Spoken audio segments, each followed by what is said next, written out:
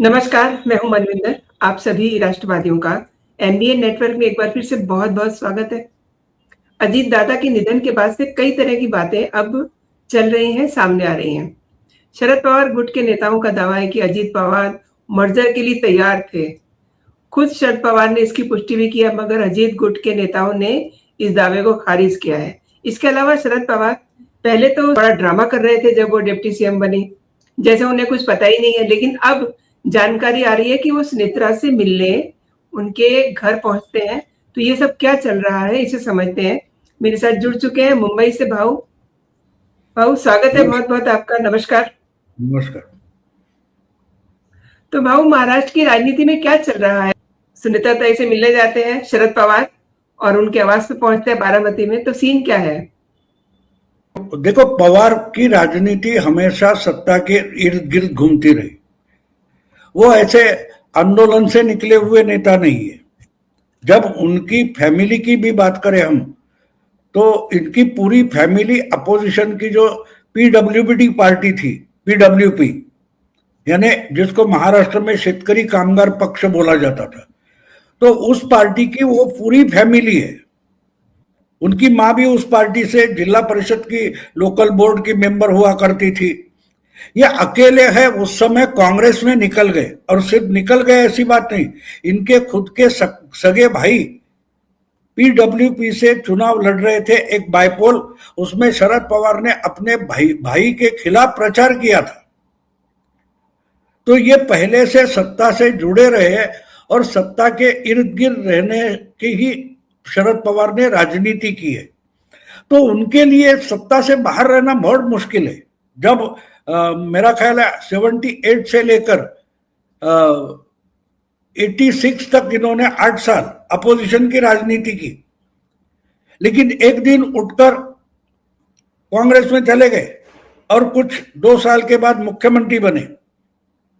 तो सत्ता के बाहर रहना जल बिन मछली जैसी बात है पवार के लिए।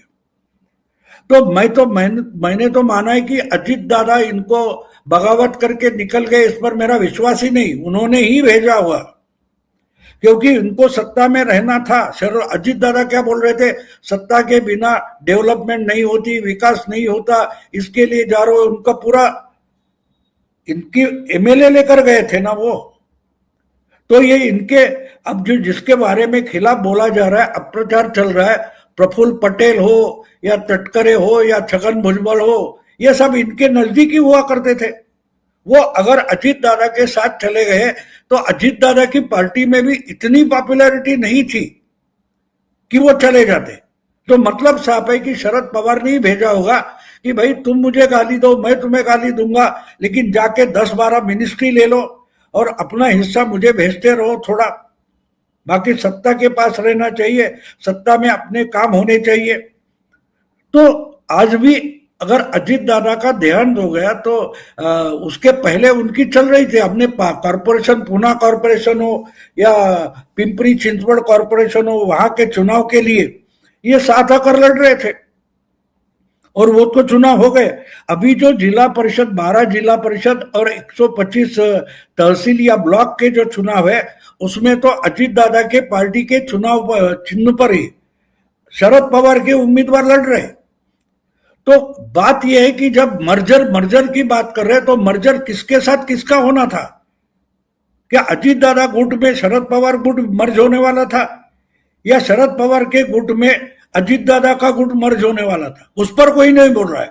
मर्जर होने वाला था, मर्जर होने वाला था। अरे मर्जर होने वाला था तो कौन सी पार्टी का विलय कौन से गुट में होने वाला था, उस पर भी बात करो। उस पर कोई नहीं बोल रहा है। तो बात ये थी कि ये एक्सीडेंट था और एक्सीडेंट में शरद पवार ने अवसर ढूंढने की कोशिश की। उनको लगा कि इतने जल्दबाजी में कुछ नहीं होगा, लेकिन जिस ढंग से वो बगावत करके निकले थे, जो इनके साथ थे या बगावत करके निकले थे, वो आहिस्ता आहिस्ता उनके पर निकल आए ना। प्रफुल्ल पटेल हो, तटकरे हो, भुजबल हो, वो बहुत 2-3 दशकों से शरद पवार के आश्रित बनकर रहे। अब जब अजीत दादा के साथ निकले, सत्ता में जाकर बैठ गए, तो उनके खुद के पर निकल आए। अब ये इनकी क्यों सुनेंगे? और वो जानते हैं कि अगर सारे धागे अगर शरद पवार के हाथ में चले गए तो ये तो हमें नचाएंगे कठपुतली जैसा। और उन सबका एक ही आक्षेप था, उनको सुप्रिया सुले मंजूर नहीं थी, इसलिए उस वक्त बगावत हुई। आपको याद होगा कि उसके बाद भी अजीत दादा बार बार बोलते थे कि तीन तीन बार हमारी बीजेपी से बातचीत हुई थी एकनाथ शिंदे चीफ मिनिस्टर बनने के पहले। जब उद्धव ठाकरे मुख्यमंत्री थे उस वक्त एनसीपी के एक गुट की यानी शरद पवार के इशारे पर ही ये बहुत सारे 3-4 नेता थे, पटेल थे, तटकरे या भुजबल वगैरह, ये लोग चुपके से बीजेपी के साथ बात कर रहे थे। पूरी एनसीपी बीजेपी के साथ आने वाली थी उद्धव ठाकरे को हराने के लिए या सत्ता से उतारकर सत्ता में सहभागी होने के लिए। लेकिन आखिरी मोमेंट पर चाचा बोलते थे कि नहीं अभी नहीं, थोड़ा दिन रुको। तो आखिरी दिन पर देवेंद्र फडणवीस ने ये बात बोल दी है कि यहां तक, ये अजीत दादा ने भी बोली थी, यहां तक बातें होती थी कि कौन से डिस्ट्रिक्ट का पालक मंत्री कौन होगा, यहां तक तय होता था। लेकिन आखिरी मोमेंट पर चाचा नहीं बोलते थे, क्योंकि आखिरी मोमेंट पर चाचा अमित शाह और नरेंद्र मोदी के सामने एक शर्त रखते थे, मेरी बेटी को सेंट्रल में मिनिस्टर बनाओ, और उसके लिए मोदी शाह तैयार नहीं थे, इसलिए हर बार फुस हो जाता था। आखिर में एकनाथ शिंदे चले गए तो वो मुख्यमंत्री बन गए और अजीत दादा बैठे रहे। आखिर 1 साल बाद वो भी निकल गए। तो मैं मानता हूं कि अगर बेटी के कारण हो रहा है तो ठीक है, मैं बेटी के साथ रहता हूं, बाकी सारे निकल जाओ, ऐसे ही चाचा ने ही कहा होगा।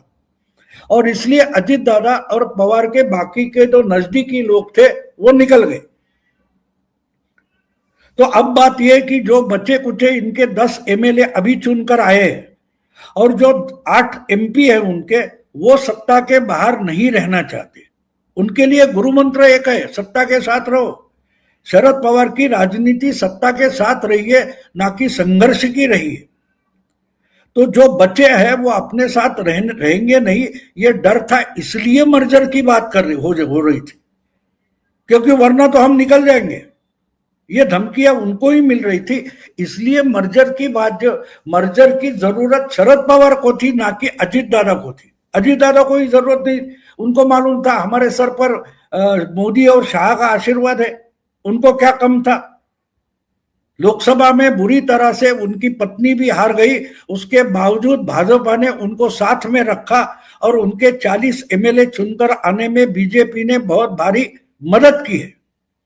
वो पवार के साथ क्यों जाएंगे, सत्ता छोड़कर जाएंगे।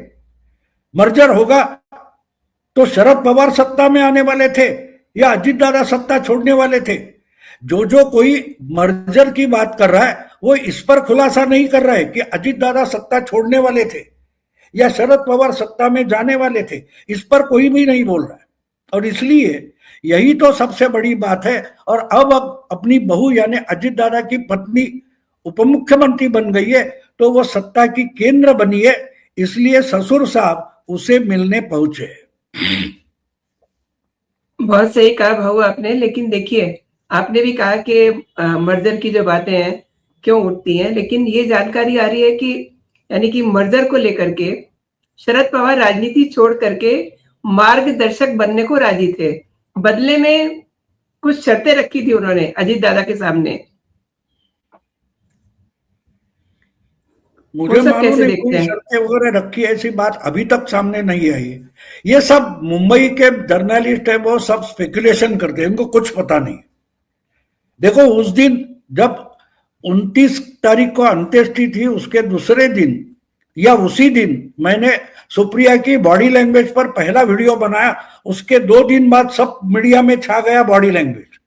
तो पहले दिन सबको दिखाई दे रहा था ना, जो मुझे दिखाई दे रहा था वो इनको क्यों नहीं दिखाई दिया, क्योंकि ये स्पेकुलेशन में मशगूल रहते, खबर नहीं देखना चाहते, ना बताना चाहते। तो इसलिए शरद पवार ने शर्तें रखी थी। शरद पवार क्यों शर्तें रखेंगे, उनके पास बार्गेनिंग पावर है कहा, उनके पास 10 एमएलए, अजीत दादा के पास 41 है, शर्तें कौन रखता है। हम बैंक में लोन लेने जाते हैं तो क्या हम बैंक के सामने शर्त रखते हैं, बिल्कुल नहीं। बैंक हमारे सामने शर्त रखती है कि भाई इस शर्त पर तुमको लोन मिलेगा वरना निकल जाओ। तो शरद पवार ने शर्तें रखी थी। इसका मतलब क्या है? ये सिंपल स्पेकुलेशन है, इससे ज्यादा कुछ भी नहीं है। शरद पवार की लाचारी है कि वो अपने एमएलए या एमपी को सत्ता से दूर नहीं रख पा रहे, और इसलिए वो दिखाई दे रहा है कि उनके दिमाग में जो शायद होगा कि अब अजीत दादा तो चल गए, इसमें अवसर है, पूरी पार्टी अजीत की मैं ग्रैब करूंगा, इसमें कोई तगड़ा नेता दूसरा नहीं है। तो वो मंसूबा सुनेत्रा जब डिप्टी चीफ मिनिस्टर बनी, उससे वो मंसूबा फेल हो गया। तो इनको अभी सत्ता के पास जाना है, तो बहू के पास पहुंच गए, उसमें कौन सी बड़ी बात है। और भाऊ, भविष्य के रोड मैप को तैयार करने के लिए शरद गुट के नेता जयंत पाटिल के घर पे मीटिंग हुई है और अजीत पवार अंतिम फैसला लेने वाले थे। ये भी एक कहानी बनाई जा रही है कि अब नहीं, तो है नहीं, खबर नहीं, जानकारी कुछ भी नहीं आई है। तुम बता रही हो वो फोटो आ रही है, वो फोटो है, उसमें शरद गुट के सब नेता बैठे हैं और अजीत गुट के सिर्फ अजीत दादा बैठे, ऐसी फोटो है। उसका कोई ऑडियो नहीं है, तो इसको जानकारी नहीं बोलते, उसको फोटो बोलते। लेकिन देखो कैसे भ्रम फैलाया जाता है। उधर कौन क्या बोल रहा है इसका ऑडियो आपने सुना है? नहीं, वो फोटो दिखाई जा रही है, और बाकी जो वहां बातें हुई वो वहां बैठे हुए लोग अपने तरीके से बता रहे हैं, और उसमें से एक इंसान है जो आज जिंदा नहीं है, वो कॉन्ट्राडिक्ट नहीं कर सकता, जिसका नाम अजीत दादा है। तो ये अपनी अपनी मनगढ़ंत कहानियां बताते हैं और फोटो दिखाते हैं, ऑडियो नहीं दिखाते। समझे आप? जी। और ये भी ये कहानी क्या है कि कुछ हिस्सेदारी मांग रहे थे शरद पवार, यानी कि कुछ बीजेपी के साथ मिलके कोई कहानी करने जा रहे थे, ऐसा है क्या? नहीं, उनको सत्ता में जाना था क्योंकि उनके साथी उनके साथ नहीं रहना चाहते थे, उनको सत्ता में जाना था। अब वो सब भाग जाएंगे तो शरद पवार अकेले पड़ते तो क्या करते? तो बोले चलो मैं भी तुम्हारे साथ आता हूं, बातें करते हैं। तो कॉरपोरेशन चुनाव, जिला परिषद चुनाव के लिए सीट के बंटवारे से ये बात शुरू हो गई, लेकिन आगे नहीं बढ़ी। जो फोटो दिखाई जा रही है कि जेड़े अजीत दादा बैठे और शरद गुट के नेता बैठे, उसमें क्या बात हो गई, उस पर दूसरे ही दिन अजीत दादा ने एक प्रेस कॉन्फ्रेंस ले ली थी और उसमें साफ कर दिया था कि ये बातचीत जो हो रही थी वो चुनाव में सीट के बंटवारे के लिए हो रही, मर्जर की बात अजीत दादा ने नहीं बताई थी, जो दूसरे दिन प्रेस कॉन्फ्रेंस हुई थी। इसका मतलब साफ है, एक फोटो दिखाई जा रही है, ऑडियो दूसरा ही बताया जा रहा है। वो तो हम आजकल देखते हैं, AI करके कुछ हो रहा है, तो उससे कुछ नहीं था। शरद पवार की लाचारी है कि वो अब उनकी उम्र ज्यादा हो चुकी है और उनके लिए जो साथ में लोग बच्चे हैं वो साथ में रखना भी उनके लिए मुश्किल हो रहा है। दूसरा एक नैरेटिव और फ्लोट किया जा रहा है कि देखो अजीत दादा के साथ शरद पवार गुट के 8 MP आ जाते तो मोदी को बहुमत के लिए उसकी जरूरत है। अरे जो इंसान पिछले 1.25 साल से 240 पर बिंदास सरकार चला रहा है, उसको 8 MP की कमी है? ये कहां का नैरेटिव आ गया? 5 साल में से कुछ 20-21 महीने निकल गए बहुमत दिखाने के लिए जो समय था, उसके बाद 21 महीने हो गए और 21 महीने के बाद अचानक मोदी को पता चला कि अरे मेरे पास तो मेजोरिटी नहीं है, अगर ये 8 लोग आ जाते तो मेजोरिटी के लिए मेरी साइड तगड़ी हो जाएगी। ये अचानक कहां से आ गए? तो इसको नैरेटिव बोलते हैं। ये स्पेकुलेशन फैलाया जाता है एक माहौल बनाने के लिए, उससे ज्यादा कुछ भी नहीं है। हालत शरद पवार की बुरी इसलिए है कि उनके जो MP और MLA है वो उनके साथ नहीं रहना चाहते, वो सत्ता के पास जाना चाहते हैं। वो ऐसे ही निकल जाए तो चलो मैं भी साथ आता हूं, उससे ज्यादा कुछ भी नहीं है। और शरद पवार के साथ पार्थ और जय की भी कोई मुलाकात हुई है, तो क्या ये उनके बच्चों पर डोरे डाल रहे हैं? हाँ, वो तो अलग स्टोरी है। जो मैंने मेरे पास जो जानकारी है उसके बारे में, जो शायद आज हो गया है, अजीत दादा के दो बेटे जय और पार्थ, उनके साथ अलग कमरे में शरद पवार से मीटिंग हो गई।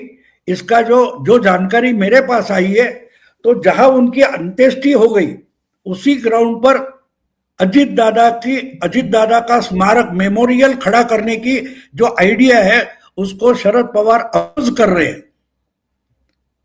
और इसके लिए वही मेमोरियल खड़ा करेंगे, ये बताने के लिए दोनों बेटे गए थे। ये मेरी जानकारी है, जो मेरे पास पहुंची है वो जानकारी। वो किस लिए है कि भाई आओ आओ, आप ही हमारे पार्टी के राष्ट्रीय अध्यक्ष बनो, ये कहने के लिए नहीं गए। वो होता तो पब्लिकली बोलते ना, नहीं गए। और जब गए हैं उसके बाद ही अगर ये सुनेत्रा से मिलने पहुंचते तो बात साफ है। पवार हर बाजू से जो उन्होंने बोया था वो फसल सामने आ गई है और वो समेट नहीं पा रहे, वो उनका प्रॉब्लम है। लेकिन पवार की बात हमेशा एक होती है, पवार कुछ भी करते हैं तो उसको वैचारिक तड़का लगाने की कोशिश करते हैं, आइडियोलॉजी का तड़का लगाते हैं। आपको याद होगा 2014 में जब विधानसभा के चुनाव के नतीजे आ रहे थे तो एक बात क्लियर हो गई थी कि बीजेपी सबसे बड़ी पार्टी बनेगी लेकिन मेजॉरिटी के पास नहीं पहुंचेगी। और शिवसेना और बीजेपी अलग अलग लड़ रहे थे, लेकिन दोनों अगर साथ आ गए तो उनकी मेजॉरिटी बनेगी। और सालों से अगर ये दो पार्टियां साथ में रही है तो नतीजे पूरे होने के बाद ये इकट्ठा होकर सरकार बनाएगी, ये शरद पवार ने ताड़ लिया था। इसलिए उन्होंने नतीजे पूरे नहीं हुए उसके पहले बोल दिया कि अरे जो कुछ नतीजे आ रहे हैं वो देखने के बाद लगता है कि त्रिशंकु हो जाएगा, और त्रिशंकु हो जाएगा और सरकार नहीं बनेगी तो मिड टर्म पोल होगा, और मिड टर्म पोल का खर्चा महाराष्ट्र के लिए बड़ा भारी पड़ सकता है। इसलिए मैं बीजेपी को बाहर से सपोर्ट करता हूं। तो क्या पता कि मिड टर्म पोल महाराष्ट्र के हित में नहीं है, लेकिन असलियत ये थी कि अगर चुनाव के नतीजे के बाद 100-125 तक बीजेपी पहुंचती है और शिवसेना 60-70-50 तक आ जाती है तो दोनों मिलकर सरकार बनाएंगे, तो हमारे लिए तो कुछ बचता नहीं। तो शिवसेना की बार्गेनिंग पावर उद्धव ठाकरे की कम हो, इसलिए इन्होंने ना मांगा हुआ सपोर्ट डिक्लेयर कर दिया। तो ये शरद पवार की आदत है, वो अपना मतलब देखेंगे, अपना स्वार्थ देखेंगे, और इसके लिए जो भी कुछ करेंगे इसको आइडियोलॉजिकल तड़का लगा देते हैं कि मैं बड़ा उदार हो चुका हूं, इसलिए मैं बीजेपी को बाहर से सपोर्ट करूंगा। हमको सत्ता में नहीं जाना है लेकिन हम मेजॉरिटी के लिए सपोर्ट करेंगे। और उसी पर बीजेपी ने माइनॉरिटी गवर्नमेंट बनाई थी, और वो होने के बाद एक महीने में शरद पवार बोले ये सरकार चलाने का ठेका मैंने नहीं लिया है। तो समझिए आप जी, इनको सिर्फ उद्धव की बार्गेनिंग पावर कम करनी थी या खत्म करनी थी, इसके लिए इन्होंने बाहर से सपोर्ट की बात की थी। तो ये शरद पवार की आदत है, कोई नई बात नहीं है। तो आज भी जरूरतमंद कौन है? शरद पवार है। लेकिन वो इस ढंग से नैरेटिव फैलाएंगे कि अजीत दादा के गुट को जरूरत है, मोदी को 8 MP की जरूरत है, ऐसा नैरेटिव फैलाएंगे। इसके लिए इन्होंने बहुत सारे पत्रकार बहुत सालों से पाल कर रखे हुए, तो वो स्पेकुलेशन छोड़ देते हैं। और अब जैसे दिल्ली में बंगलोर में बैठे लोग बोलते हैं हमारे पास ये जानकारी है। क्या जानकारी है? आपके पास कोई जानकारी नहीं है। तो ये जो नैरेटिव होता है वो जानकारी नहीं होती, वो स्पेकुलेशन होता है। और इसलिए आज की तारीख में हम देखते हैं तो शरद पवार को अजीत दादा गुट के साथ जाना जरूरी है, और उससे भी ज्यादा बीजेपी के साथ जाना जरूरी है, क्योंकि अजीत दादा गुट अलग हो गया तो बीजेपी का बाल बाका होने वाला नहीं है। उनके पास अपने 135-37 कुछ MLA है, 8-10 इधर उधर से लाए तो भी उनकी मेजॉरिटी बन जाती है। तो इसलिए एकनाथ शिंदे और देवेंद्र मिलकर अच्छी गवर्नमेंट चला सकते हैं। दोनों का 180-90 तक मेजॉरिटी है। अजीत दादा का गुट भी निकल जाए तो बीजेपी के देवेंद्र के सरकार को फर्क नहीं पड़ता। तो जरूरत शरद पवार की है कि अजीत दादा अगर पहले से यूटी में है तो हमको सत्ता में हिस्सा मिले, लेकिन वो जो करना है, मराठी में हमारे यहाँ एक कहावत है, टाकाला जाऊन भांड लपवायचं नहीं। मतलब ये होता है कि दूसरे पड़ोसी के पास छाछ मांगने जाते हैं तो बर्तन छुपा के जाते हैं जी। तो पवार की बात यह है कि वो छाछ मांगना चाहते हैं लेकिन बर्तन छुपा रहे, बस इससे ज्यादा कुछ नहीं। उनके पास कोई भी शर्त रखने का अधिकार ही नहीं है।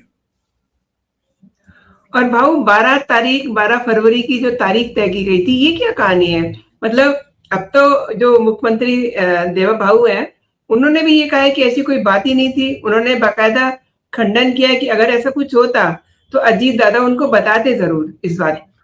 बिल्कुल बताते ना। देखो, ऐसी खबरें छुप कर नहीं रहती। इनके पार्टी के, शरद पवार के पार्टी के जो पूना सिटी के अध्यक्ष थे प्रशांत जगताप, उन्होंने अजीत दादा के साथ जाना गलत है कह के कॉरपोरेशन चुनाव के पहले रिजाइन किया था। तो ये बातें क्या थी? सीट के बंटवारे के लिए भी अपोज किया था, तो मर्जर की बात कहां आ गई? तो सरासर शरद पवार हो या उनके गुट के लोग हो, वो सरासर झूठ बोल रहे। अजीत दादा गुट का कोई भी ये बात नहीं बोल रहा है कि ऐसी मर्जर की बात हुई है। एक तरीके, जैसे आपको याद होगा 2019 के बाद नतीजे आने तक उद्धव ठाकरे कुछ बोले नहीं थे। नतीजे खत्म होने के एक घंटे बाद उन्होंने क्या कहा कि आधा आधा होना चाहिए। ये तो बंद कमरे में अमित शाह ने मुझे वचन दिया था। वो वचन कब दिया था, किसने दिया था, आज तक उस पर क्यों नहीं बोले?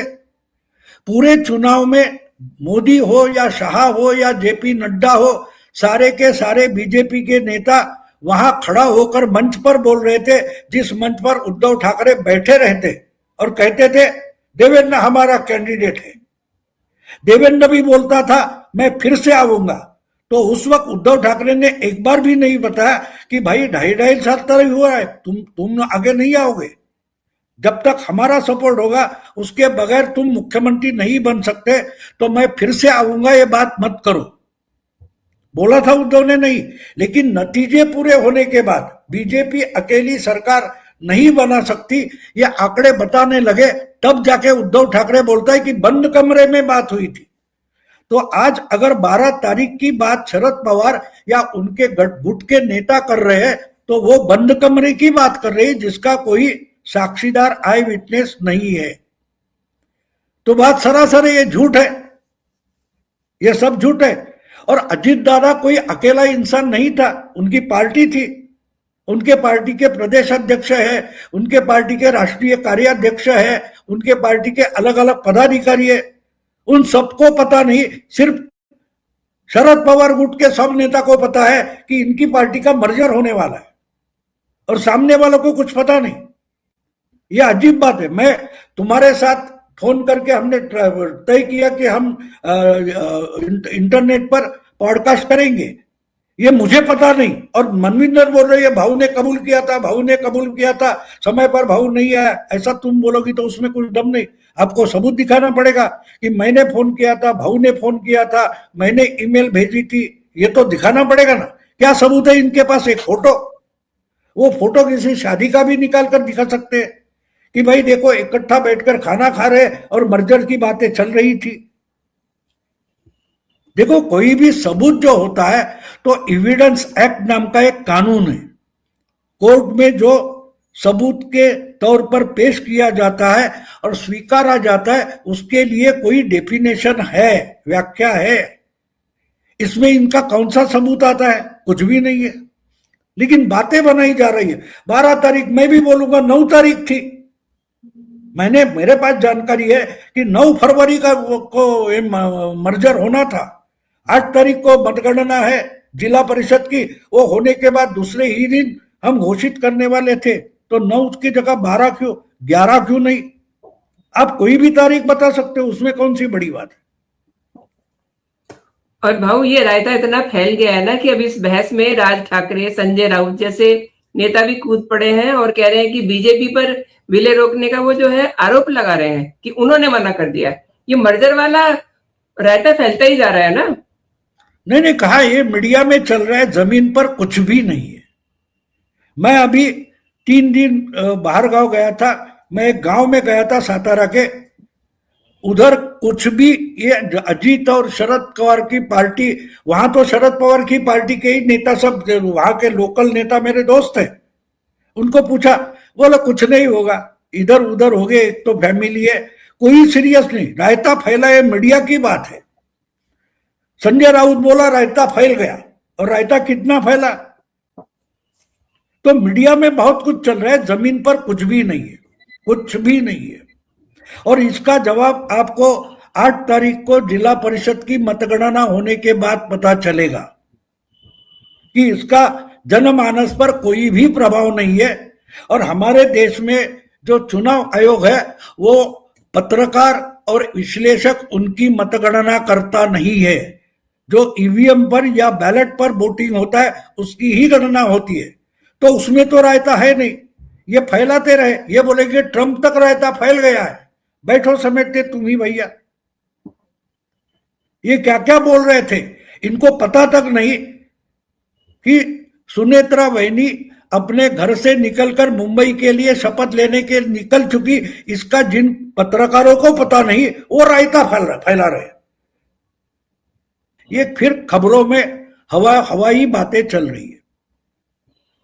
सही कहा भाऊ आपने, और आपने मेरे दर्शकों को कई विषयों पे महत्वपूर्ण जानकारी दी।